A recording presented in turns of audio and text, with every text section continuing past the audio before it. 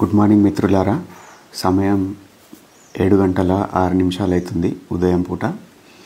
So ఈ live లోపల నేను ప్రస్తుతం జరుగుతున్న ఒక టాప్ ట్రెండింగ్ ఇన్సిడెంట్ గురించి చర్చించబోతున్నాను.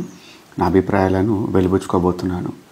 ముఖ్యంగా నేను మాట్లాడబోయే విషయం ఏంటిదంటే, అతుల్ సుభాష్ అనే ఒక వ్యక్తి తను ఏ విధంగా ఆత్మహత్య చేసుకున్నాడు, ఏ విధంగా తన ఆత్మహత్యకు ముందు ఒక రకమైన ప్రెసిడెంట్ ఎగ్జాంపుల్ సెట్ చేద్దాం అనుకున్నారు. Rajesh Yadav, good morning sir. నమస్తే అండి. నేను కామెంట్స్ని కాసేపు పాజ్ చేస్తాను, ఎందుకంటే తర్వాత చివరి లోపల కమెంట్స్ మీరు రాసినవి చదువుతాను. ఎందుకంటే ట్రైన్ ఆఫ్ థాట్ బ్రేక్ కాకుండా ఉంటుంది, ప్లస్ నాకు కూడా ఈజీగా ఉంటుంది. నైట్ ఒక 2-3 సెషన్స్, కౌన్సిలింగ్ సెషన్స్ ఆన్లైన్ అయిపోయినాయి. ఇప్పుడు ఎర్లీ మార్నింగ్ వాయిస్ కొంచెం బ్రేక్గా అనిపిస్తే కనుక ఏమనుకోకండి, ఎందుకంటే నైట్ ఆల్మోస్ట్ 1:30 నుండి ఇప్పటిదాకా మాట్లాడి ఉన్నా కాబట్టి కొంచెం వాయిస్ టెక్చర్ అనేది మారిపోతుంది. ఓకే, ఇది నా క్లారిటీ. ఓకే, ముఖ్యంగా ఫస్ట్ ఆఫ్ ఆల్ ఏంటిదంటే, అందరూ ఏం చేస్తున్నారంటే ఈ టాపిక్ రాగానే అయితే మగవాళ్ళ సైడు వర్షన్ తీసుకొని మాట్లాడుతున్నారు, లేకపోతే ఆడవాళ్ళ సైడు వర్షన్ తీసుకొని మాట్లాడుతున్నారు. కానీ at the end of the day అందరు మర్చిపోతున్న విషయం ఏంటిదంటే, ఒక వ్యక్తి పాపం ప్రాణం కోల్పోయిండు, ఒక తల్లిదండ్రులు తన కొడుకును కోల్పోయిండు, కుటుంబం ఒక వ్యక్తిని కోల్పోయింది. సో ఫస్ట్ ఏంటంటే, ఏ టాపిక్ గురించి మాట్లాడాలన్నా కానీ మనం ఆ వ్యక్తి యొక్క మృతి పట్ల సానుభూతి వ్యక్తం చేయాలి కనీసం. అది సమాజం లోపల తగ్గిపోతుంది. అందరు ఏం చేస్తున్నారంటే వాళ్ళ వర్షన్స్ని డిఫెండ్ చేసుకోవడానికి, వాళ్ళ ఐడియాలజీస్ని డిఫెండ్ చేసుకోవడానికి మాత్రమే తాతాలాడుతున్నారు. కానీ నిజంగా వ్యక్తులు చనిపోవడం పట్ల, కుటుంబాలు బ్రేక్ అయిపోవడం పట్ల, ఫ్యామిలీస్ డిస్రప్ట్ అయిపోవడం పట్ల నిజమైన సానుభూతి వ్యక్తపరుస్తలేరు. సో మన ఈ లైవ్ సెషన్ స్టార్ట్ కాకముందు నేనేం చెప్పదలుచుకున్నానంటే, అతుల్ సుభాష్ గారి పవిత్ర ఆత్మకు శాంతి చేకూరాలని నేను మనస్ఫూర్తిగా భగవంతుని ప్రార్థిస్తున్నాను. ప్లస్ ఆ కుటుంబానికి కూడా భగవంతుడు మంచి శక్తి ప్రసాదించాలి, మానసిక స్వాంతన ప్రసాదించాలి, ఒక రకమైన క్లోజర్ రావాలి వాళ్ళ యొక్క ఇష్యూకి అని నేను కోరుకుంటున్నాను. సమాజం నుండి నేను ఏం కోరుకుంటున్నానంటే, మనము వీఆర్ క్విక్ ఎట్ గివింగ్ నీ జర్క్ రియాక్షన్స్. అంటే ఏంటిదంటే, సమాజం లోపల ఏదైనా ఒక చెదురుమదురు సంఘటన, చెడు సంఘటన, ఏదన్నా బాగా సెన్సేషనల్ అయిన సంఘటన అది జరిగినప్పుడు మనం వెంటనే ఓవర్గా రియాక్ట్ అవుతాం. అట్లా జరిగినప్పుడు ఏమవుతుందంటే, ఆ ఇంపాక్ట్ అనేది 1-2 డేస్ మాత్రమే ఉంటుంది. ఆ 1-2 డేస్ తర్వాత ఎవడి లైఫ్ లోపల వాడు బిజీ అయిపోతారు. అంటే ఏంటిది, నాకున్న కష్టాలు, నాకున్న అవసరాలు, నాకున్న అప్పులు, నాకున్న నిత్యావసరం సంబంధించిన కొన్ని వేరే విషయాలు, కుటుంబ సమస్యలు, నా పర్సనల్ లైఫ్లో నేను ఇన్వాల్వ్ అయిపోతా. అది అసలు అది కన్సిడరే కాదు నా లైఫ్ లోపల ఆ జరిగిన సెన్సేషనల్ ఇష్యూ. ఇట్లనే ప్రతి ఒక్క వ్యక్తి లోపల కూడా మనం అబ్జర్వ్ చేయగలుగుతూ ఉంటాం. కానీ గుర్తుపెట్టుకోండి, నీ జర్క్ రియాక్షన్స్ వల్ల సమాజం లోపల మార్పు రాదు. అది ఎట్లుంటుందంటే, ఒక ప్యాన్ పైన, ఒక పెనం పైన బాగా కాగుతున్న పెనం మీద నీళ్ళను జల్లితే ఆ పెనం మీద నీళ్ళు ఉంటాయా? ఉండవు. అప్పటి మందం సౌండ్ చేస్తుంది, అప్పటి మందం ఆవిరి వస్తుంది, అప్పటి మందం కొంచెం ఒక డిఫరెంట్ మనం కెమికల్ కాంపోజిషన్ చూడగలుగుతాం. ఫ్రమ్ లిక్విడ్ టు వేపర్ మాలిక్యూల్స్గా మారడం చూడగలుగుతాం. అంతే, అంతకుమించి ఏం జరగదు అక్కడ. సో నీ జర్క్ రియాక్షన్స్ కన్నా సస్టైనబుల్ సొల్యూషన్స్ పట్ల మనం ఆలోచించాలి. ఓకే, సో చూద్దాం. చూడండి, ముఖ్యంగా ఇతని కేసు కొంచెం పూర్వాపరాలు, లేకపోతే అతన్ని నేను వీడియో మొత్తం చూసిన, అతని డైయింగ్ స్టేట్మెంట్ ఏదో ఉంటుందో చూసారా, అది చదివిన, దాంతోపాటు అతని వీడియో చూసిన, పూర్తి వీడియో. సో అతడు ఒక వ్యక్తి పూర్తి క్లారిటీతోటి చేసిన పని లెక్క అనిపించింది నాకు. సూసైడ్స్ అనేటివి ఎప్పుడు కూడా మీరు సూసైడ్కు సంబంధించిన వీడియోస్ కానీ వాళ్ళ యొక్క ఏది చెప్పినా కానీ వాళ్ళు చాలా ఎమోషనల్ అయిపోయి ఉంటారు. ఒక రకంగా రోలర్ కోస్టర్ ఆఫ్ ఎమోషన్స్ మధ్యన వెళ్తూ ఉంటారు. కానీ ఈ వ్యక్తి తనకు పూర్తి క్లారిటీ ఉన్నది. ఈ న్యాయ వ్యవస్థ నుంచి నాకెటు విధమైన న్యాయం జరగదు. ఈ చట్టాలు అనేటివి మగవాళ్లకు పూర్తి వ్యతిరేకంగా ఉన్నాయి. ప్లస్ సమాజం లోపల ఎవడు కూడా నన్ను అయ్యో పాపం అనేటట్టు లేరు అని ఒక క్లారిటీ అతను పొందిండు. అది కరెక్ట్ క్లారిటీయా తప్పు క్లారిటీయా జడ్జి చేయడానికి మనం ఎవరం కాదు. కానీ నేనేం చెప్తున్నా అంటే, అతని పాయింట్ ఆఫ్ వ్యూ చెప్తున్నా. అతను మాట్లాడుతున్న విధానం కానీ ఒక పాయింట్ బై పాయింట్. ఇప్పుడు మేము ఏదైనా చెప్పాలనుకోండి ఎవరికన్నా, సో క్యూ కార్డ్ అంటారు, ఒక చిన్న క్యూ కార్డ్ లెక్క ఒక పేపర్ పైన చిన్న చిట్టి పైన 4-5 పాయింట్లు రాసుకొని దాన్ని మనం స్ట్రక్చర్డ్ వేగా ఎక్స్ప్లెయిన్ చేస్తాం. చేసేటప్పుడు అతడు అదే విధమైన మెథడ్ ఫాలో అయ్యాడు. చాలా స్టేబుల్గా ఉన్నాడు, ఎప్పుడు కూడా ఎమోషనల్ కాలేదు, ఎప్పుడు కూడా ఇట్లా ఏడవడమో ఏదో బాధనో ఏది లేదు. ఒక కరెక్ట్ క్లారిటీతో ఉన్నాడు ఆ వీడియో లోపల. మీరు ఆ వీడియో చూస్తే కనుక మీకు కూడా అర్థమవుతుంది.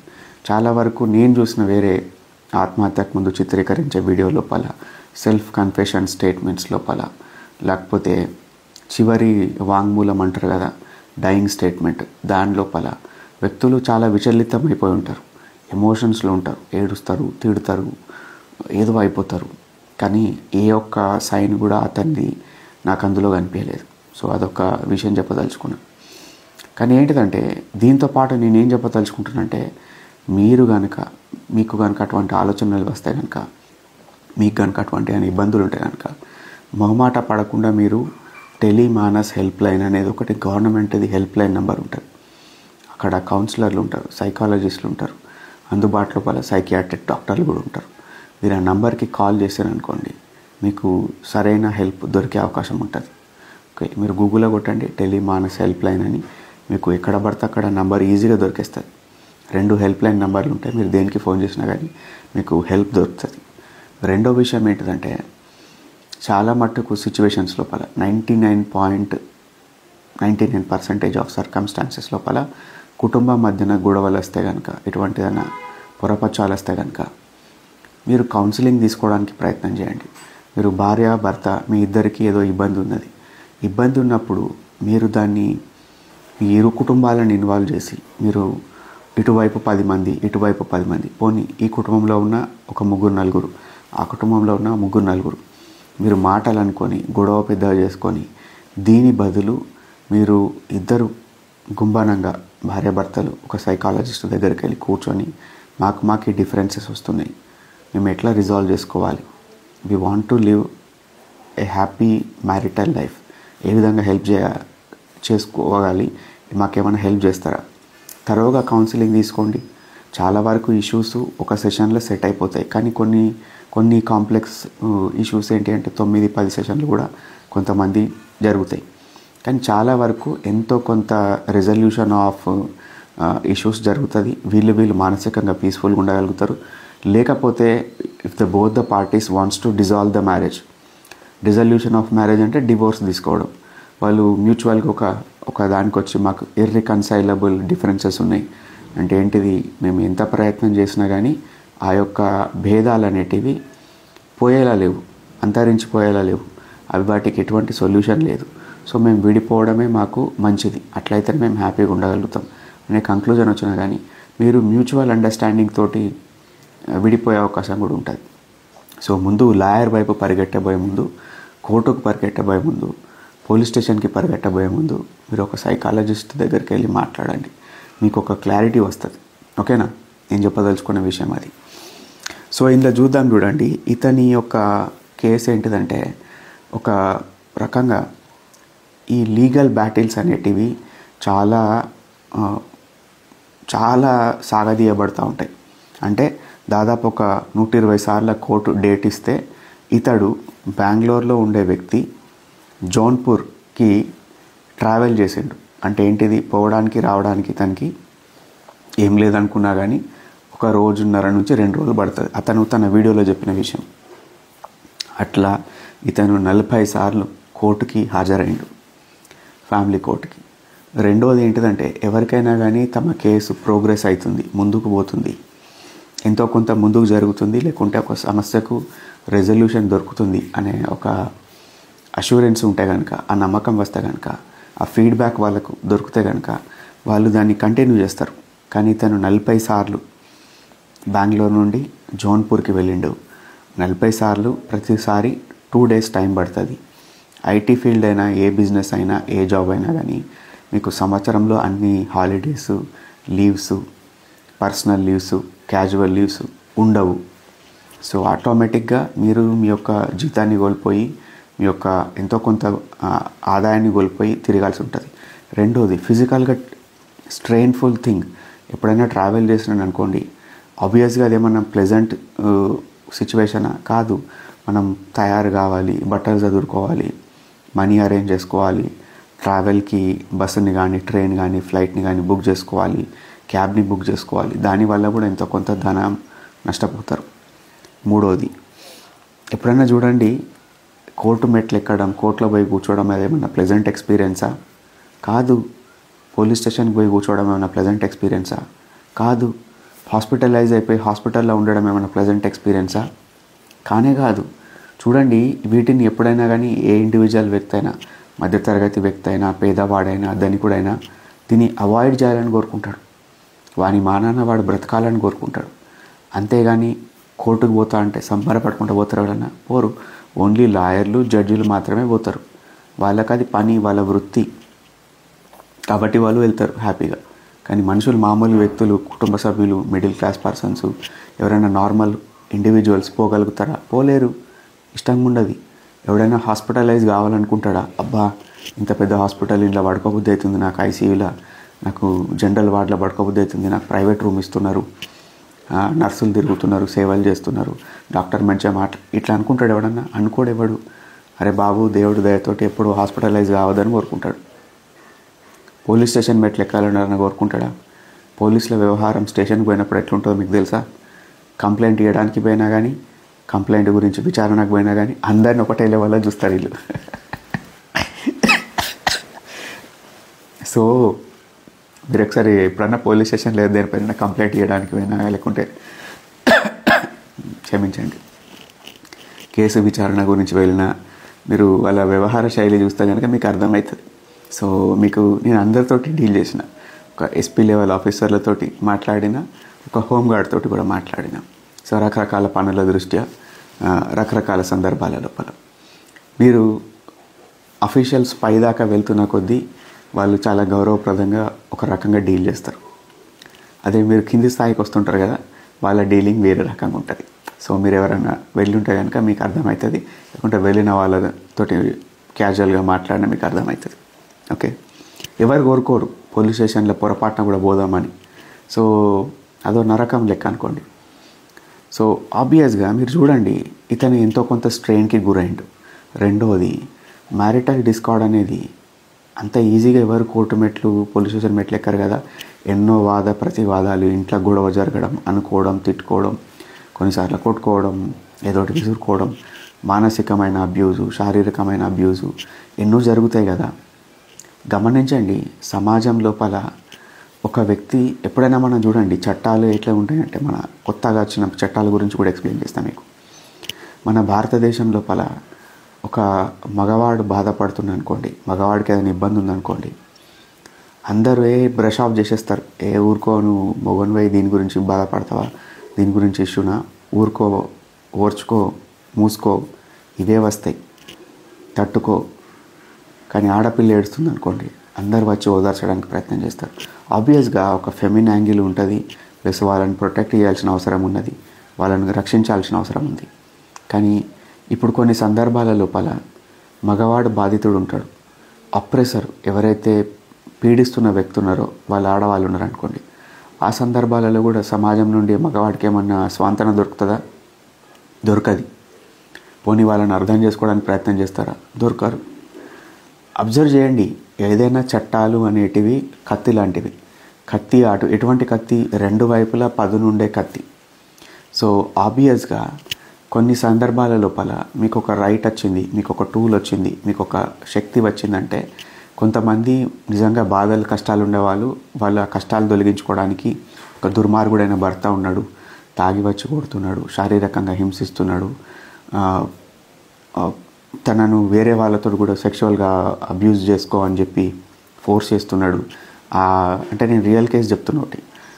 తన పైన తనతోటి వ్యభిచారం చేయించి డబ్బులు సంపాదించడానికి ప్రయత్నం చేస్తున్నాడు, టార్చర్ పెడుతున్నాడు, ఒక రకంగా సైకో, ఒక యాంటీ సోషల్ పర్సనాలిటీ లెక్క వ్యవహారం చేస్తున్నాడు. అటువంటి సందర్భం లోపల ఆ స్త్రీ పోలీస్ స్టేషన్ మెట్లెక్కింది, ఎక్కి నాకు న్యాయం జరగాలని కోరుకుంది, తనకు సమాజం నుండి స్వాంతన కావాలని కోరుకుంది. తప్పేం లేదు కదా. కోర్టుకు వెళ్ళింది.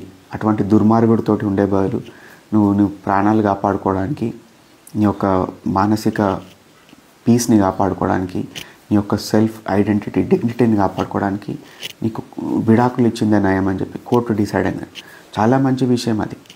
చూడండి, ఇటువంటి సందర్భాల కోసం ఇటువంటి చట్టాలు చేయబడ్డాయి. కానీ రాను రాను ఏమైందంటే ప్రజలకు అవగాహన పెరిగిపోయింది, జ్ఞానం పెరిగిపోయింది, లీగల్ లిటరసీ పెరిగిపోయింది, ప్లస్ ఒక రకంగా ఎంపవర్మెంట్ వచ్చేసింది, ప్లస్ కుటుంబ సభ్యుల సపోర్టు, తమకు ఒక ఇండివిజువల్ ఐడెంటిటీ కలిగి ఉండడం, కొంత అహంకారం ఈగో కూడా ఉండడం, కొన్నిసార్లు పట్టుదల కలిగి ఉండడం, కొన్నిసార్లు వ్యక్తులు స్వయంగా క్రూయల్గా ఉండడం, ఇవి రకరకాల డైమెన్షన్స్ ఉంటాయి ఫ్యామిలీ మ్యారిటల్ డిస్కార్డ్స్ లోపల ఉన్నప్పుడు. ఏం చేస్తారంటే వీడు ఎట్లైనా చేసి వీడిని నేను టార్చర్ చేయాలి, వీడిని నేను బాధ పెట్టాలి. చాలా సందర్భాల లోపల హస్బెండ్ అండ్ వైఫ్ డైమెన్షన్ లోపల అంటే నార్మల్ ఈవెన్ సైకోటిక్ కాకున్నా కానీ, యాంటీ సోషల్ వైఫ్ కాకున్నా కానీ, ఉమెన్ అనేవాళ్ళు ఎమోషనల్ బీయింగ్స్ ఉంటారు. వాళ్ళు తమ ఏదైనా బాధ ఉన్నా, కష్టం ఉన్నా, ఏదున్నా కానీ చూపించాలని చూస్తారు, బయటికి వెలుగుచాలని చూస్తారు, దాన్ని ప్రదర్శించాలని చూస్తారు. అదొక వ్యవహారం ఉంటుంది. ఎప్పుడైనా కానీ హస్బెండ్ అనే వ్యక్తి చాలా సందర్భాల లోపల కొద్దిగా లాజికల్గా ఉంటారు. మగవాళ్ళు అందరు అట్లని కాదు, కొన్ని సందర్భాల లోపల లాజికల్గా ఉంటారు. వాళ్ళు ఏంటిదంటే ఇది మనం పెద్దగా చేసుకోవద్దు, దీన్ని సాల్వ్ చేసుకుందాం, లేకుంటే చాలా వరకు హస్బెండ్ చేసే తప్పు ఏంటిదంటే డినయల్ మోడ్లో ఉంటారు. డినయల్ మోడ్ అంటే ఏంటిదంటే ఆ సమస్యను వాళ్ళు అక్నాలెడ్జ్ చేయరు. ఇది ఒక సమస్యనా, దీన్ని కూడా నువ్వు పెద్ద రాద్ధాంతం చేస్తున్నావు, దీనికి కూడా పెద్ద ఇష్యూ చేస్తున్నావు, సీన్ క్రియేట్ చేస్తున్నావు, అవసరమా, ఎవరికో అన్నట్టు డినయల్ మోడ్లు ఉంటారు. ఈ డినయల్ మోడే వీళ్ళ కొంపలు ముంచుతుంది. హస్బెండ్స్ యొక్క కొంపలు ముంచేది ఏంటిదంటే వైఫ్ ఏదో చెప్తుంది, బాధ ఏదో ఎక్స్ప్లెయిన్ చేస్తుంది, లేకుంటే సమస్య ఉందని చెప్తుంది, అవునా నిజమే కదా, దాని గురించి విచారణ చేద్దాం, దాని గురించి ఆలోచిద్దాం అనే మాట అనకుండా వీళ్ళు డినయల్ మోడ్లో ఉండేసరికి అసలుకే ఎసరు వస్తుంది అన్నట్టు. సో అది గొడవలు పెద్ద కావడానికి ఒక మెయిన్ ఫోకల్ పాయింట్గా మారుతుంది. సో చాలా సందర్భాల లోపల ఇప్పుడు ఏంటిదంటే చిన్న చిన్న వాటికి కూడా ఎంత చిన్న విషయాలంటే ఆమ్లెట్ వేస్తే హస్బెండ్ ఉప్పు ఎక్కువైందని ఏదో బాగాలేదని ఏదో చెప్పిండు అంటే దానికి గొడవ పెద్దగా అయిపోయి పోలీస్ స్టేషన్కి వెళ్ళిన వ్యక్తులు ఉన్నారు. ఇంకొకటి భార్య వాళ్ళ తండ్రి బస్టాండ్లో దిగిండు, హస్బెండ్ వెళ్ళి రిసీవ్ చేసుకోలేదు, అతను ఏదో పనిలో బిజీ ఉండో, నిర్లక్ష్యంతోటో, లేకుంటే డినయల్ మోడ్లో ఉండో, దానికి పోలీస్ స్టేషన్కి పోయి రకరకాల కేసులు పెట్టిన వ్యవహారం నేను చూసిన. సో ఇట్లా అన్ని రకాల డైమెన్షన్స్ ఉంటాయండి. కానీ నేనేం చెప్తున్నా అంటే ఇప్పుడు నా వృత్తి అది కదా, ప్రొఫెషనే అది కదా, dealing with couples, dealing with lovers, dealing with people who are live in రిలేషన్షిప్లో ఉన్న వాళ్ళ మధ్యన వచ్చే పొరపచ్చాలు కానీ ఇవి కానీ అవి కానీ వాటిని డీల్ చేయడమే కదా నా వృత్తి. సో నేను చూస్తూ ఉంటాను రోజుకి 2-3 ఈజీగా ఇటువంటి. నాకు అనిపించే విషయం ఏంటిదంటే అరే ఒకసారి వచ్చి కౌన్సిలింగ్ తీసుకున్నా, వేరే దగ్గర ఎవరి దగ్గర అపాయింట్మెంట్ తీసుకున్నా, అరే మీకు సైకాలజిస్ట్ కూడా అవసరం లేదు, ఎవరన్నా ఒక మంచి సెన్సిబుల్ కామన్ సెన్స్ ఉన్న లైఫ్ని చూసిన విజ్డమ్ ఉన్న ఒక వ్యక్తి దగ్గరికి వెళ్ళి మాట్లాడినా కానీ ఒక సొల్యూషన్ దొరుకుతుంది. ప్రాబ్లం ఏంటిదంటే సొసైటీ లోపల వీళ్ళు ఎవ్వరు కూడా నోరు తెరిచి మాకు ఈ సమస్య ఉందని మగవాళ్ళు చెప్పుకోరు, అది మెయిన్ సమస్య. రెండోది వీళ్ళు ఒక వేరే వ్యక్తి యొక్క సజెషన్ జీవితంలో అవసరం లేదనే ధోరణి కలిగి ఉంటారు, ఆడవాళ్ళు కానీ మగవాళ్ళు కానీ. సో మనకు అన్నీ తెలుసు అనే మోడ్లో ఉండిపోయి నేను చేస్తుందే కరెక్ట్ అనే మోడ్లో ఉండి అదే మన మైండ్లో వస్తున్న ఆలోచన ప్రకారం మనం ఆడుకుంటూ అదే విధంగా ధోరణిలో పోయినామనుకోండి, అదే ధోరణిలో ఉన్నామనుకోండి, సో మన లైఫ్లో ప్రోగ్రెస్ ఉండదు, రిజల్యూషన్ ఆఫ్ ఇష్యూస్ జరగదు. మీకు అర్థమవుతుందా? ఇది ఒక టాపిక్ చూద్దాం. చూడండి, సో ఇతడు దేని పట్ల వెక్స్ అయిపోయిందంటే స్లో ప్రోగ్రెస్. అసలు ఈ కేసు ఎటు తేలకుండా ప్రతిసారి సాగదీసుకుంటూ డేట్ల పైన డేట్లు రావడం, ఇది ఒక డ్రాబ్యాక్ ఆఫ్ మన న్యాయ వ్యవస్థది. అది మన సిస్టమేటిక్ ఉన్న ప్రాబ్లం. అది ఇంత లోపల మారే అవకాశం లేదు. స్లో ప్రోగ్రెస్ పట్ల అతను బాధపడ్డాడు, వేస్ట్ అయిపోతున్న సమయం దాని పట్ల కూడా చాలా బాధపడ్డాడు. ఇంకోటి ఏంటిదంటే వృధా అవుతున్న డబ్బు. చూడండి, అతను బెంగళూరు నుంచి జౌన్పూర్ దాకా రావడం, లాయర్ ఫీజులు ఇచ్చుకోవడం, ట్రావెలింగ్ ఎక్స్పెన్సెస్, ఇవి అవి అన్నీ ఉంటాయి కదా. సో అతని శాలరీ కట్ అయిపోవడం, సో అవన్నీ అతను దానికి వెక్స్ అయిపోయాడు. ఇతని పైన పెట్టిన కేసెస్ ఏంటి, వాటి గురించి నేను చదివిన. ఫస్ట్ కేసు ఏంటిదంటే అందులోపల అటెంప్ట్ టు మర్డర్, తనని ప్రాణ హాని చేయడానికి ప్రయత్నం చేసిండని ఒక కేసు పెట్టారు. అన్యాచురల్ సెక్స్ 377 అనేది ఒకటి ఉంటుంది, దాని కింద కేసు పెట్టారు. కానీ వాస్తవానికి ఒక భార్య భర్త పైన అన్యాచురల్ సెక్స్ కేసు పెట్టడానికి అవకాశం లేదు అకార్డింగ్ టు ఇండియన్ లాస్. కానీ అది ఏ విధంగా ఫైల్ చేశారో మనకు తెలియదు, అది తర్వాత కొట్టివేయబడి ఉంటుంది నాకు తెలిసి. ఓకే, తన భార్య యొక్క మామ అనారోగ్యంతో కొంతకాలానికి చనిపోయాడు. అతని చావుకి కారణం కూడా తన భర్త అని అతని ఇన్వాల్వ్ చేసినప్పుడు ఏమైందంటే అతను ఏ విధమైన ఎక్స్ప్లెనేషన్ ఇచ్చిందంటే తన భార్య యొక్క తండ్రి మొదటి నుండే అనారోగ్యంతో ఉన్న వ్యక్తి, అందుకోసమే త్వరగా పెళ్ళి కూడా చేసేసారు. అతనికి ఏ విధమైన ఒకవేళ చనిపోకముందే బిడ్డ పెళ్లి చేయాలి కదా అని, అదొకటి. రెండోది, అన్నిటికన్నా ముఖ్యంగా తన యొక్క సోదరుడు ఎవరైతే ఉన్నారో వాళ్ళకు ఫైనాన్షియల్గా సపోర్ట్ చేయాల్సి వచ్చిందని, కుటుంబానికి ఫైనాన్షియల్గా సపోర్ట్ చేయాల్సి వచ్చిందని ఇతను తన యొక్క దాంట్లో చెప్పిండు. ఇంకొన్ని వేరే ప్రైవేట్ ఇంటిమేట్ విషయాలు తన వీడియోలో చెప్పుకున్నాడు, అవి మనకు అవసరం లేదు. ఓకే, భార్యాభర్తలు అన్నాక అవి నార్మల్ థింగ్స్ ఉంటాయి. సో అవి బయటికి మనం చర్చించడానికి కుదరది, పద్ధతి కూడా కాదు. ఓకే, సో అతను ఇంకోటి ఏంటిదంటే ఎప్పుడైనా కానీ మీరు ఇంటరిమ్ రిలీఫ్ కావాలి, మీకు భరణం కావాలి, మీరు మెయింటెనెన్స్ కోసం అప్లై చేస్తున్నారు, మీరు మెయింటెనెన్స్ అలిమోనీ అనేది లాస్ట్ సెటిల్మెంట్ వచ్చినా కానీ ఇంటరిమ్ కోర్టు కేసు నడుస్తున్నంతసేపు తనను తాను సస్టైన్ చేసుకోవడానికి భార్య అడిగే అవకాశం ఉంటుంది. సో అది అడిగేటప్పుడు తన ఫైనాన్షియల్ పొజిషన్ని కూడా ఎక్స్ప్లెయిన్ చేయాల్సి ఉంటుంది కోర్టు లోపల. అంటే ఏంటిది, నాకు ఏ విధమైన జాబ్ లేదు, నాకు ఏ విధమైన ఆసరా లేదు, సో ఆబ్వియస్గా నేను మెయింటైన్ కావడానికి సస్టైన్ కావడానికి భర్త నాకు డబ్బులు ఇవ్వాలని కోర్టు నుంచి అడగవచ్చు. కానీ ఆ టైం లోపల ఏం హైడ్ చేసిందట ఇతని మాటల లోపల అంటే తను ఒక బీటెక్ గ్రాడ్యుయేట్, ఎంబీఏ చేసింది, యాక్సెంచర్ లోపల జాబ్ చేస్తుంది. సో ఎంతో కొంత ఫైనాన్షియల్గా కొంచెం స్టేబుల్గానే ఉంటుంది. తన కొడుకు అవసరాల కోసం కూడా డబ్బు అడిగే అవకాశం ఉంది, తప్పకుండా అడగాల్సిందే. దాని గురించి కూడా ఇందులోపల మెన్షన్ చేయడం జరిగింది అన్నట్టు. ఇతను దేని పట్ల కూడా తన బాధను వెలిపించిందంటే కోర్టు లోపల కరప్షన్, ఒక సిస్టమాటిక్ కరప్షన్. అంటే ఏంటిది, మీరు కోర్టుకు వెళ్ళినప్పుడు మీకు ఒక తేదీ కావాలి, తారీఖు.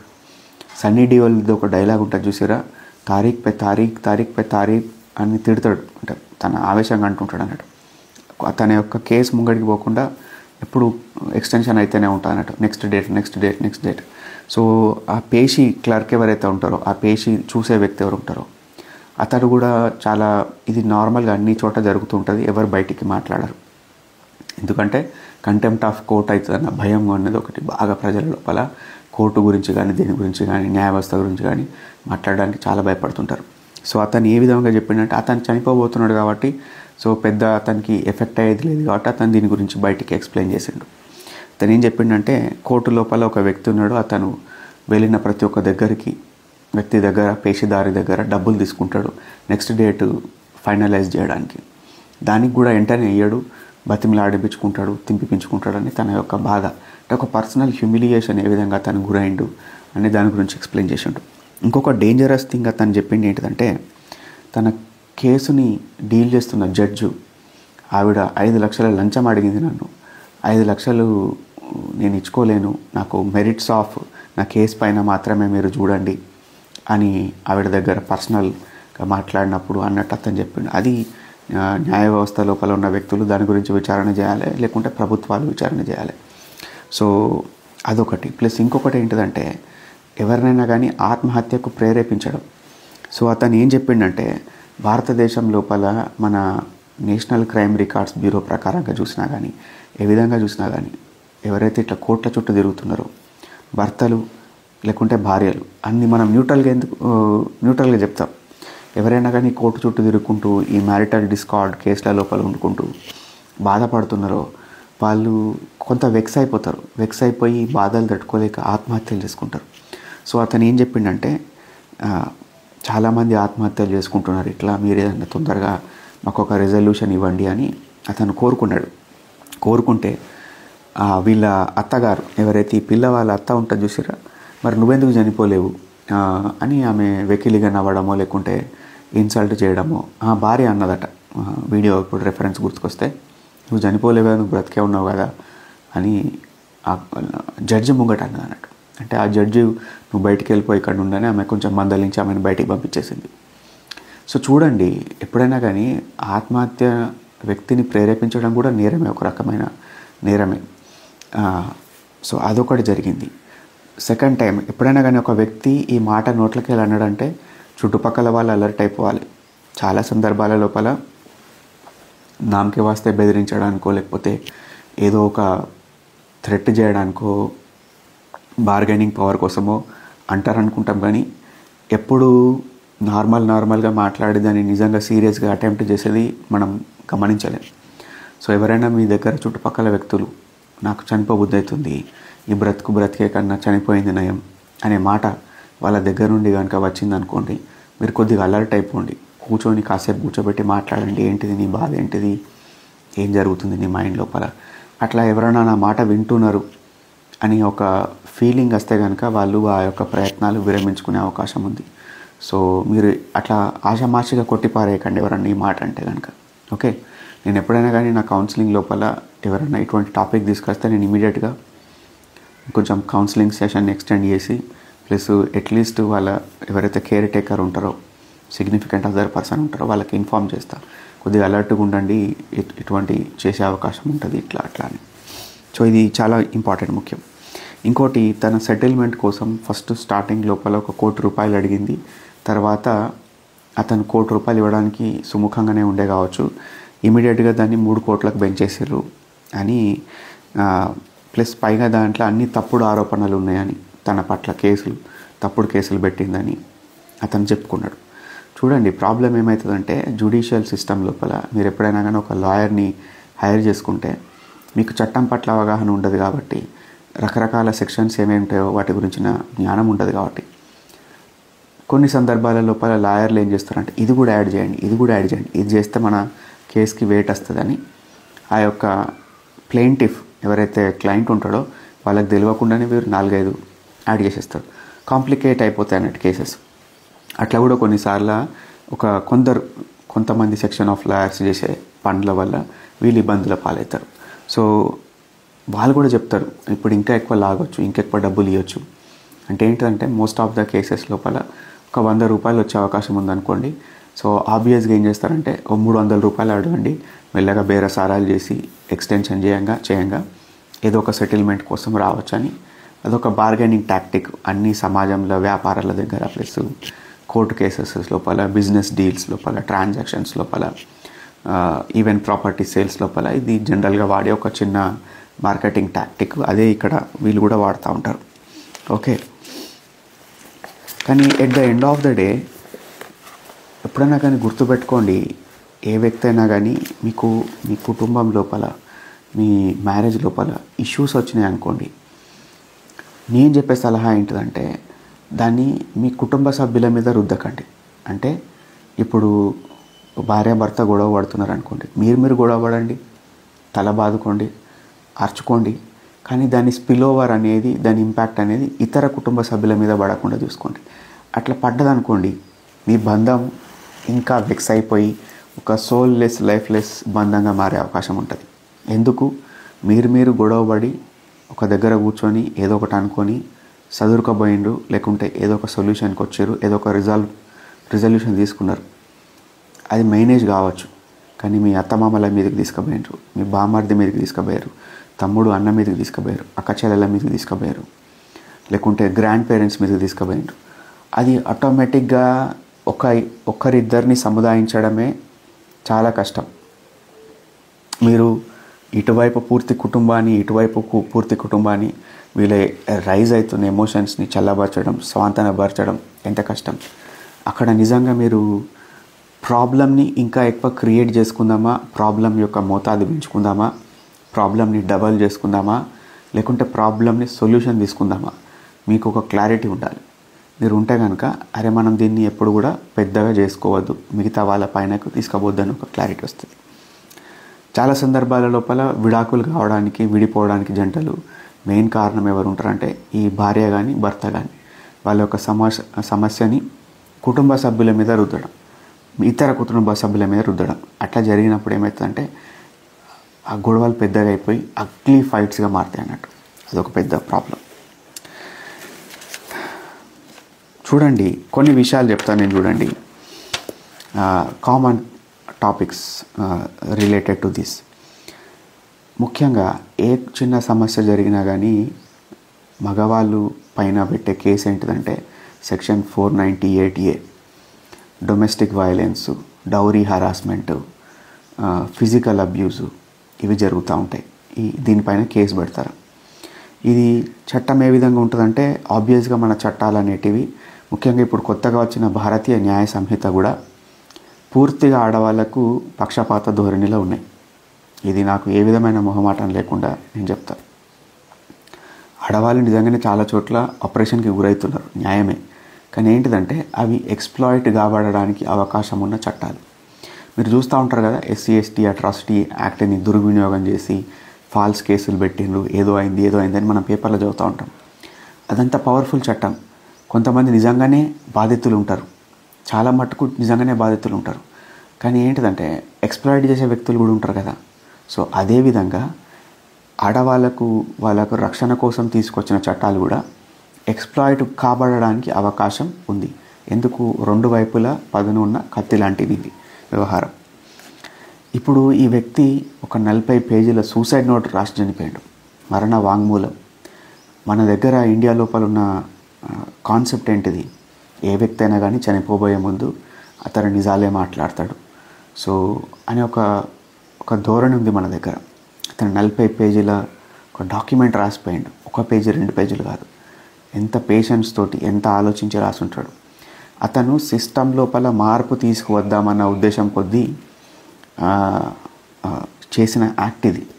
నేను ఆ ఆత్మహత్యను సమర్థిస్తలేను, అతని ఇంటెన్షన్ గురించి చెప్తున్నా. అతను ఏం కోరుకున్నాడు? ఈ రాటెన్ సిస్టమ్, కుళ్ళిపోయిన వ్యవస్థ, లేకపోతే ఒక మజ్జు లోపల ఉన్న వ్యవస్థ మార్పు రావాలి, మగవాళ్ళ పైన జరుగుతున్న ఎంతో కొంత అకృత్యాల గురించి ఒక స్పాట్ లైట్ వేద్దామని ఒక ఉద్దేశం కొద్దీ అతను ఒక రకంగా సాక్రిఫైస్ అయ్యిందని నేను చెప్తాను. అది అతని యొక్క మెయిన్ పర్సనల్ ఉద్దేశం. నాకు అది అర్థమైంది. అతని పూర్తి 40 పేజెస్ డాక్యుమెంట్ చదివిన, ఆ వీడియో పూర్తిగా చూసినాక నాకు అర్థమైన క్లారిటీ అతని పర్సనల్ లైఫ్లో గుడ్ ఫెలోనా, బ్యాడ్ ఫెలోనా, వైఫ్ పట్ల మంచిగా ఉన్నాడా, చెడ్డగా ఉన్నాడా, మంచి భర్తనా, చెడ్డ భర్తనా నాకు తెలియదు. నేను purely on the basis of the document and the video respond అవుతున్నా. అది ఇంకొకటి చూడండి, ఎప్పుడైనా కానీ ఉమెన్ ఎంపవర్మెంట్ అనేది ఒక రకంగా మంచి విషయం. కొన్ని సందర్భాల లోపల కొన్ని కుటుంబాలు ఎట్లుంటాయంటే వాళ్ళకు గొడవలు పెట్టుకోవడం, కోర్టు మెట్లు ఎక్కడం, అరుచుకోవడం, సూసైడ్ అటెంప్ట్లు చేసుకోవడం, సూసైడ్ థ్రెట్లు ఇవ్వడం నార్మల్ థింగ్. మనుషులను మాట్లాడి కొట్టిపియడం, తనిపియడం, గలాటా చేయడం. ఇటువంటి కుటుంబం నుంచి వచ్చిన ఆడపిల్ల ఏదైనా సాఫ్ట్ కుటుంబంలోకి వెళ్ళి పెళ్లి చేసుకుందనుకోండి, గౌరవప్రదమైన వ్యక్తులు, గుంబనంగా బ్రతికే వ్యక్తులు, కుటుంబం మాట బయటికి పక్క ఇంటికి కూడా వెళ్లకుండా ఏదున్నా కష్టమున్నా నష్టమున్నా వాళ్ళ లోపల వాళ్ళే మెయింటైన్ చేసుకునే వ్యక్తులు, ఇటువంటి వ్యక్తుల కుటుంబంకి వెళ్ళింది అనుకోండి, ఆబ్వియస్గా తన యొక్క మైట్ని ఆమె ఎక్స్ప్లాయిట్ చేసే అవకాశం ఉంటుంది. చిన్న దానికి సూసైడ్ చేసుకుంటా అని థ్రెట్ చేయడము, ఫిజికల్ అబ్యూస్ చేయడము, పదే కోర్టుకు పోవడము, పోలీస్ స్టేషన్ పోవడము, ఇవన్నీ కొత్తగా అనిపిస్తాయి కదా వీళ్ళకు. పరువు మర్యాదల పట్ల అట్లా బ్రతికే వ్యక్తులకు చాలా ఇబ్బందిగా అనిపిస్తుంది. సో ఆబ్వియస్గా ఇంట్లో విక్టిమ్ ఎవరైపోతారు? ఆబ్వియస్గా ఈ కుటుంబం అవుతుంది. అంటే అందరూ స్త్రీలు దుర్మార్గులు అనడం తప్పు, అందరూ స్త్రీలు అమాయకుడు అనడం కూడా తప్పు. సమాజం లోపల అన్ని రకాల ఎలిమెంట్స్ ఉంటాయి, అన్ని రకాల మానసిక వ్యవస్థలు, అన్ని రకాల మైండ్ సెట్స్ ఉన్న వ్యక్తులు ఉంటారు. సో అది గుర్తుపెట్టుకోండి అని చెప్తా. నీ జర్క్ రియాక్షన్ చేయకండి. పూర్తిగా ఆడవాళ్ళందరూ చెడ్డవాళ్ళని, లేకుంటే ఆడవాళ్ళందరూ దేవతలని, మగవాళ్ళందరూ దుర్మార్గులు, దుష్టులని, లేకపోతే మగవాళ్ళందరూ దేవులని, ఈ రెండు తప్పే. బ్యాలెన్స్డ్గా ఉండాలని నేను చెప్తా. ఓకేనా? చూడండి, మీకు ఇంకో విషయం చెప్తా. మన దగ్గర ఒక చట్టం ఉంది, maintenance and welfare of parents and senior citizens act 2007. ఇది ఏం చెప్తుందంటే వృద్ధులైపోయిన తల్లిదండ్రుల ఒక బాధ్యత కొడుకుది, బిడ్డది. మీరు కనుక వాళ్ళు వయోవృద్ధులైపోయిన తర్వాత వాళ్ళని నిర్లక్ష్యం చేసినా, వాళ్ళకు తిండి పెట్టకపోయినా, లేకపోతే వాళ్ళని ఫిజికల్గా అబ్యూజ్ చేసినా, వాళ్ళని కొట్టినా, తిట్టినా, మానసికంగా వేధించినా, లేకపోతే వాళ్ళని ఇంటి నుండి గెంటేసి వాళ్ళ మానన వాళ్ళను రోడ్డు పైన వదిలేసిన, ఈ చట్టం ప్రకారం వీళ్ళు కోర్టును ఆశ్రయించినా కానీ, కోర్టు దాకా కూడా అవసరం లేదు, మీరు మీ యొక్క నియర్ బై ప్రదేశంలో ఉన్న రెవెన్యూ డివిజనల్ ఆఫీసర్ అంటారు, ఆర్డీఓ, ఆ వ్యక్తి దగ్గరికి వెళ్ళినా, మీరు ఎంఆర్ఓ దగ్గరికి వెళ్ళినా, మీరు వీళ్ళని సంప్రదించి నా కొడుకు నాకు అన్నం పెట్టట్లేదు, నాకు ఆరోగ్య సమస్యలు వస్తే చూడట్లేదు, నా కూతురు నాకు పట్టించుకోవట్లేదు, ఆరోగ్య సమస్యలు వస్తే నిర్లక్ష్యం చేసింది, నన్ను రోడ్డు పైన వదిలేశారు, కొడుకైనా కూతురైనా ఎవరైనా కానీ మీ తల్లిదండ్రులు, వృద్ధులైపోయిన తల్లిదండ్రుల పట్ల మీ బాధ్యత ఉంటుంది అని ఈ చట్టం చెప్తుంది. ఇట్లా పట్టించుకోకపోతే మీరు ఆర్డీఓ దగ్గరికి వెళ్ళి సంప్రదించాలి. ఆర్డీఓ అనే వ్యక్తి ఇటువంటి కేసెస్ని డీల్ చేసే ఒక మెజిస్ట్రేట్ లాంటి వ్యక్తి అన్నట్టు. ఓకే, తనకు అథారిటీ ఉన్నది. ఇట్లా వెళ్ళినప్పుడు చాలా సందర్భాల లోపల కోడల్స్ ఏం చేస్తారంటే అత్తమామల్ని ఏదో విధంగా వాళ్ళని ఇంట్లో నుండి గెంటేయడానికి, వాళ్ళకి తిండి పెట్టకపోవడానికి, వాళ్ళని బయట సపరేట్ ఉండడానికి ఏదో ఒక ప్రయత్నాలు జరుగుతూ ఉంటాయి. మనం అనుకుంటాం కదా ఇది ఓన్లీ మన తెలంగాణలోనో, ఆంధ్రాలోనో, సౌత్ ఇండియాలోనో జరుగుతుంది అనుకుంటాం కదా. నేను ఇంతకుముందే ఇప్పుడు కరెక్ట్ ఎట్లా చెప్పాలి, 4 hours బ్యాక్ డీల్ చేసిన కౌన్సిలింగ్ సెషన్. హిస్పానిక్ కపుల్ అన్నట్టు, వాళ్ళు మెక్సికన్ కపుల్, వాళ్ళ దగ్గర కూడా ఇదే ఉన్నది. కోడలికి అత్తమామలంటే పడది, ఏదో విధంగా గొడవలు జరుగుతూ ఉంటాయి. వాళ్ళు సపరేట్ దూరంగా బ్రతుకుతున్నా కానీ ఎప్పుడన్నా బర్త్డేకో దానికో దీనికో వచ్చినా కానీ అక్కడ కూడా గొడవలు జరుగుతుంటాయి. సో ఈ అత్తమామల పట్ల కోడళ్ళ మధ్యన జరిగే గొడవలు, లేకుంటే అల్లుడుతోటి అత్తమామలకు జరిగే గొడవలు, ఇవి యూనివర్సల్, ఇవి ప్రపంచవ్యాప్తంగా ఏ కల్చర్లో తీసుకున్నా కానీ నార్మల్. ఓకే, ఇదేదో మనకే స్పెసిఫిక్గా కేవలం ఇండియాలోనే జరుగుతున్న విషయం అని మీరు అనుకోకండి. ఓకే, ఎక్స్పీరియన్స్ తోటి చెప్తున్నా, ప్రపంచవ్యాప్తంగా ఉన్న వ్యవహారమే. It's interpersonal issue. ఒక వ్యక్తిని మనం భరించలేకపోవడం, టాలరేట్ చేయకపోవడం, డిఫరెంట్ అభిప్రాయాలు కలిగి ఉండడం, మళ్ళీ జనరేషనల్ గ్యాప్ కూడా ఉంటుంది కదా. వీళ్ళు ఆల్రెడీ వీళ్ళకన్నా ఒక 30 సంవత్సరాలు 35 సంవత్సరాలు వయసు ఎక్కువ కలిగిన వాళ్ళు ఉంటారు, డిఫరెంట్ టేస్ట్ కలిగిన వాళ్ళు ఉంటారు. అభిప్రాయ భేదాలు రావడం చాలా సహజం అది. సో ఇట్లా వచ్చినప్పుడు ఏంటిదంటే మీరు ఎటో పోయి, స్టేషన్ పోయి, పోలీస్ మెట్లెక్కి, కోర్టు మెట్లెక్కి, పంచాయతీ చేసే పెద్ద మనుషుల మెట్లెక్కి, రౌడీల దగ్గరకు పోయి డబ్బులు ఇచ్చి గొడవలు పడి తన్నుకొని వచ్చే బదులు కౌన్సిలింగ్ తీసుకోండి. అబ్బా, మీకు నచ్చిన వ్యక్తి దగ్గరికి వెళ్ళి కౌన్సిలింగ్ తీసుకోండి. మీ యొక్క సమస్యలను సావధానంగా పరిష్కరించుకోవడానికి ప్రయత్నం చేయండి. ప్రతిదానికి గొడవ పెట్టుకోవడం, రక్ష చేసుకోవడమే కాదు కదా. ఈ యొక్క డైమెన్షన్ ఆలోచించండి నేను చెప్తున్నా. ఓకే, ఎందుకంటే నాకు బాధ అనిపించే విషయం ఏంటంటే కూర్చొని మాట్లాడుకుంటే అయిపోయే సమస్యలను కూడా వీళ్ళు పెద్దగా చేసుకుంటారు. రెండోది ఏంటిదంటే ఎవరైనా ఒక ఎక్స్పర్ట్ కానీ, ఎవరైనా పెద్ద మనిషి కానీ, ఎవరైనా జ్ఞానం ఉన్న వ్యక్తి కానీ చెప్పిన మాటలను వినే కనీసం ఒక రోజు, ఒక గంట దానిపైన చర్చించుకోవడానికి, వినడానికి, స్వీకరించడానికి ప్రయత్నం చేయాలి. మన వాళ్ళు ఏంటిదంటే చాలా చోట్ల వాళ్ళు ఈ ప్రయత్నం కూడా చేయరు, నేనే కరెక్ట్ అనే ధోరణులు ఉంటారు. ఇంకొక పెద్ద విషయం చెప్తా, భార్యాభర్తల మధ్యన గొడవలు రావడానికి ఇంకొక కారణం ఏంటిదంటే పెరిగిపోతున్న మానసిక రుగ్మతలు. నేను ఒక కేసు గురించి చెప్తా. ఒక అమ్మాయికి బైపోలార్ డిసార్డర్ ఉంది, అంటే ఎక్స్ట్రీమ్స్ ఉంటాయి అన్నట్టు. అయితే పూర్తి సంతోషంగా ఉండడు, లేకపోతే పూర్తి డిప్రెషన్లకు పోవడం, పూర్తిగా మౌనంగా ఉండడు, లేకపోతే పూర్తి ఎక్సైటెడ్ అయిపోయి ఎక్కువ తక్కువ ఆవేశంతో ఉండడం. ఇది ఒక మెంటల్ హెల్త్ ఇష్యూ. మీరు ఏం చేయాలి, ఒక మంచి హస్తవాసి కలిగిన, మీకు నచ్చిన, నమ్మకం ఉన్న ఒక సైకియాట్రిక్ డాక్టర్ దగ్గరికి వెళ్ళాలి. వీళ్ళు ఏం చేయాలి, అతడు చెప్పిన ప్రిస్క్రిప్ట్ చేసిన ఏదైనా మెడిసిన్ వాడాలి. సో లైఫ్ స్టైల్ మాడిఫికేషన్స్ చేసుకోవాలి. ప్లస్ కుటుంబ సభ్యులతో ఎట్లా మెలగాలి అనే దాని పట్ల పర్సనల్ సపరేట్ థెరపీ, కౌన్సిలింగ్ తీసుకోవాలి. ఇట్లా చేసుకుంటే ఏంటంటే మెల్లమెల్లగా ఆ వ్యక్తిలో మార్పు వస్తుంది, ఆ కుటుంబం చక్కబడుతుంది. కానీ ఏం చేశారు, ఈ అమ్మాయి ఫస్ట్ భర్తతో గొడవ పెట్టి విడాకులు, తర్వాత రెండో పెళ్లి చేసిండు, రెండో భర్తతోటి విడాకులు, గొడవలు, మూడో పెళ్లి చేసిండు తండ్రి, మూడో భర్తతోటి కూడా గొడవలు, విడాకులు, నాలుగో పెళ్లి చేసిండు తండ్రి. ఇక్కడ ఎవరి తప్పు, మీకు ఎవరి తప్పు కనిపిస్తుంది? వాళ్ళ తల్లిదండ్రులకు, బాబు మీ అమ్మాయికి ఇట్లా మెంటల్ హెల్త్ ఇష్యూ ఉన్నది, మీరు మెడిసిన్ వాడండి అంటే వాళ్ళు తప్పు పట్టుకుంటారు. నా కూతురు పిచ్చిదంటావా? పిచ్చిది కాదు బాబు, అదొక పిచ్చి కాదు, మెంటల్ హెల్త్ ఇష్యూ. అదొక రకమైన మానసిక రుగ్మత.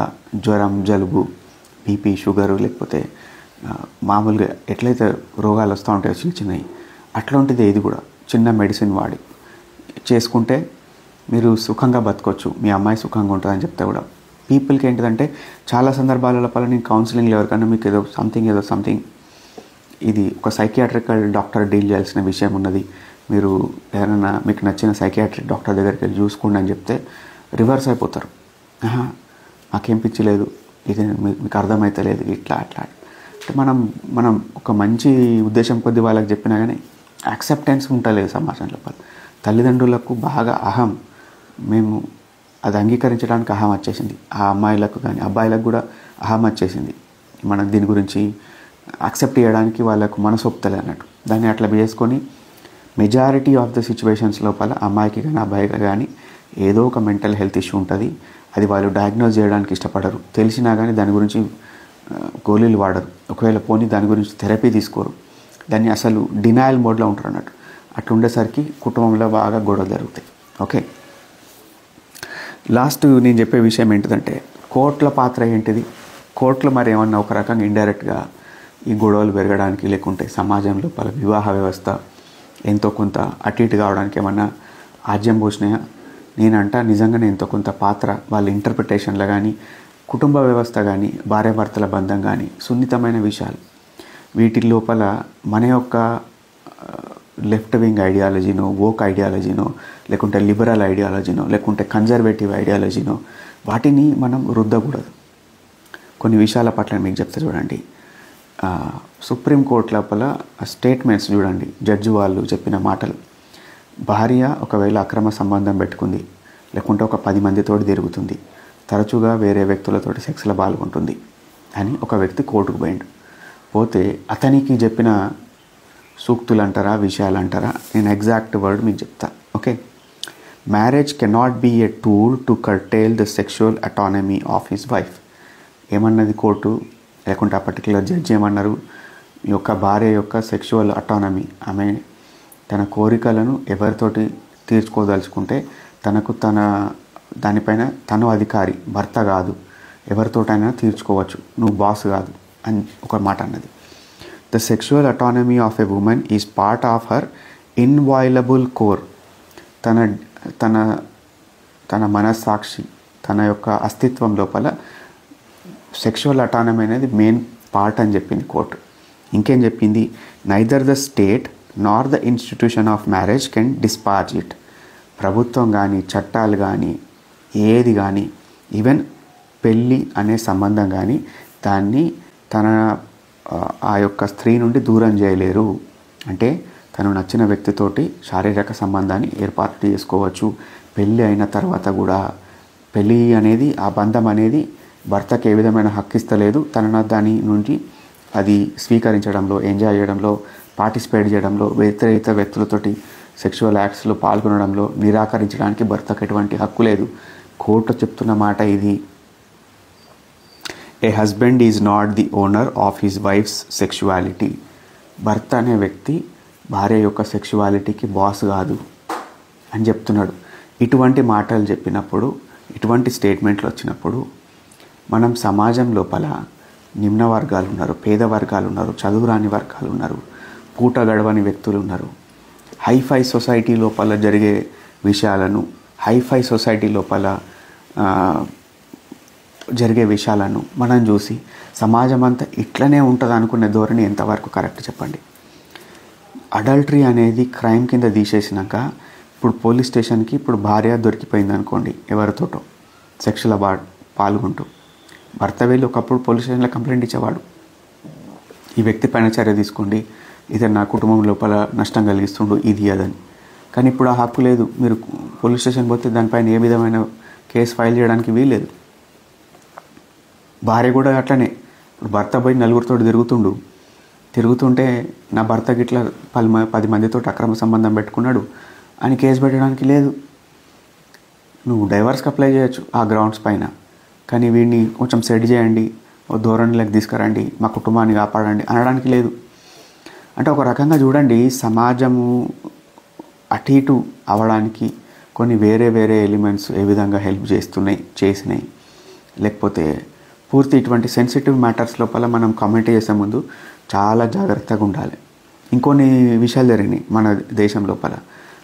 మ్యారిటల్ రేప్ అనేది రేప్ కింద తీసుకురావాలని ఒక ప్రయత్నం జరిగింది. మ్యారిటల్ రేప్ అనేది కొన్ని వెస్ట్రన్ కంట్రీస్ లోపల ఉంది. దాని కారణంగా ఎంతోమంది భర్తలు చిన్న చిన్న విషయాలకు, చిన్న చిన్న వాటికి 10 ఏళ్ల పాటు 15 ఏళ్ల పాటు జైలు జీవితం గడుపుతున్నారు. అది కనుక మన ఇండియాలో తీసుకొస్తే మన వివాహ వ్యవస్థ మొత్తం కుప్పగూలిపోయేది. అట్లా అబ్యూజ్ చేసే భర్తలు లేరా, తిట్టే కొట్టే భర్తలు లేరా, ర్యాష్గా బిహేవ్ చేసే భర్తలు లేరా? ఉన్నారు. కానీ మీరు దానికి దానికి ఒక చట్టాన్ని తీసుకొస్తే కనుక ఈ పెళ్ళిళ్ళు ఎవడు చేసుకోడు. ఇక అసలు మామూలు రిలేషన్షిప్స్ కూడా ఎవడు పెట్టుకోడు. లవ్ చేసుకోవడము ఇవన్నీ బంద్ అయిపోతాయి ఇక. సో అట్లోటి మన కోర్టులు దేనిపైన దృష్టి సారించినాయి? అరే హోమోసెక్షువల్ ఇండివిజువల్స్కి రైట్ టు మ్యారేజ్ ఉండద్దా అనే దానిపైన 15 రోజులు 17 రోజులు లైన్గా కూర్చొని డివై చంద్రచూడ్ గారే దా బెంచ్ మీద కూర్చొని చర్చ జరిపారు. ఆఖరికి ఏమైంది? ఇది కోర్టు పరివ్యూకి రాదండి, ఇది చట్టం చేసే అవకాశం కేవలం పార్లమెంట్కి ఉంది. మొట్టమొదటిసారి తెలుసు పార్లమెంట్ తప్ప దీంట్లోపల ఎవరు చట్టం చేయలేరు, కోర్టు ఎటువంటి డిసిషన్ తీసుకోలేదని. కానీ దానిపైన చర్చ జరగడానికి, దాన్ని ఒక ప్రపంచం ముందుకు తీసుకురావడానికి ఆయన ఏదో ప్రయత్నం చేసిండు నా దృష్టి లోపల. కానీ కోర్టు పని దినాలు అయితే ఎంతో కొంత వేస్ట్ అయిపోయినాయి కదా అని ఒక క్రిటిసిజం అవుతుంది కదా. అంటే ఇంపార్టెంట్ నిజంగా డే టు డే లైఫ్లో ఎఫెక్ట్ అయ్యే విషయాల పట్ల కాకుండా వేరే వేరే ఏదేదో విషయాల పట్ల, ఐడియలిస్టిక్ యాక్టివిస్ట్ విషయాల పట్ల కోర్టు యొక్క సమయం వృధా అయిందని ఒక కన్జర్వేటివ్ మైండ్ సెట్ ఉన్న, కన్జర్వేటివ్ ప్రిన్సిపల్స్ కలిగిన లాయర్లు కానీ ఇండివిజువల్స్ కానీ అనడంలో నేను విన్నది. ఇది మనం టీవీలలో కూడా చూసినాం. చూడండి, at the end of the day నేను చెప్పే విషయం ఏంటిదంటే, మీరు పూర్తిగా ఈ అతుల్ సుభాష్ కేసును చూసి నీజర్క్ రియాక్షన్ ఇచ్చి వివాహ వ్యవస్థ మొత్తం నాశనమైంది, ఆడవాళ్ళందరూ లంగలు దొంగలు అనడానికి లేదు, మగవాళ్ళందరూ దుర్మార్గులు, క్రూరులు, వ్యభిచారులు అనడానికి లేదు. ఏ దానికైనా కానీ సొల్యూషన్స్ ఉన్నాయి. మీరు పెళ్లి చేసుకోబోయే ముందు మీరు క్లారిటీ కోసం, అందుకే ప్రతి చోట మీరు చూస్తూ ఉంటారు ప్రీ మ్యారిటల్ కౌన్సిలింగ్ అనేది కొన్ని వెస్ట్రన్ కంట్రీస్ లోపల కంపల్సరీ. పెళ్ళికి ముందు blood reports, health report exchange చేసుకోవడం కంపల్సరీ. భర్త అంటే పెళ్ళి కాబోతున్న వ్యక్తిది, అమ్మాయిది, ఇద్దరిది హెల్త్ రిపోర్ట్స్ ఒకరికొకరు ఎక్స్చేంజ్ చేసుకోవాలి. వీడికేం హెల్త్ ఇష్యూస్ ఉన్నాయి, ఆమెకేం హెల్త్ ఇష్యూస్ ఉన్నాయి. ఒక కరెక్ట్ ఒక క్లారిటీ తోటి వివాహ వ్యవస్థలు అడుగు పెట్టాలని వాళ్ళు అటువంటివి తీసుకొచ్చారు. కానీ మన భారతదేశంలో వీలైతాయా? మన వాళ్ళు దాని గురించి ఒప్పుకుంటారా? ఒప్పుకోరు. అదో రకమైన అంటే ఎడ్యుకేటెడ్ పర్సన్స్, కొంతమంది లిబరల్ మైండ్ సెట్ ఉన్న వ్యక్తులు, వాళ్ళు ఎంతో కొంత ఇటువంటి వాటి పట్ల సుముఖంగా ఉండొచ్చు. కానీ మిగిలిన వాళ్ళు అసలు ఇంకా మూసధోరణిలోనే ఉన్నారు. సో ఇది ఫ్రెండ్స్ నా యొక్క అభిప్రాయం. మొత్తానికి అతుల్ సుభాష్ అనే వ్యక్తి సమాజానికి ఒక మెసేజ్ ఇద్దామనుకున్నాడు తన చర్య ద్వారా. ఆ చర్యని మనం అర్థం చేసుకోవడానికి ప్రయత్నం చేద్దాం. ఏది మంచి ఏది చెడు అనేది సమాజం, చట్టాలు, న్యాయ వ్యవస్థలు అవి తీర్పు చెప్తాయి. ఐఎమ్ నోబడీ టు సే ఇది తప్పు, ఇది రాంగ్ అని. ఓకే, కానీ ఏంటిదంటే మీకు కనుక ఏదైనా ఇష్యూ ఉంటే కనుక తప్పకుండా ఒక మంచి సైకాలజిస్ట్ దగ్గర అపాయింట్మెంట్ తీసుకోండి, కౌన్సిలింగ్ తీసుకోండి. కౌన్సిలింగ్ ద్వారా ఎన్నో సమస్యలు, ముఖ్యంగా వివాహ వ్యవస్థలో జరుగుతున్న పొరపచ్చాలు రిజాల్వ్ అయ్యే అవకాశం ఉంది మిత్రులారా. ఇప్పటి వరకు లైవ్లో ఉన్నందుకు కృతజ్ఞతలు. నెక్స్ట్ మరొక టాపిక్ తోటి కలుద్దాం. ఇక నేను ఇంకా నైట్ నిద్రపోలే కాబట్టి కొంచెం బ్రేక్ఫాస్ట్ చేసి నిద్రపోవాల్సిన అవసరం ఉంది. Have a good day. Bye friends.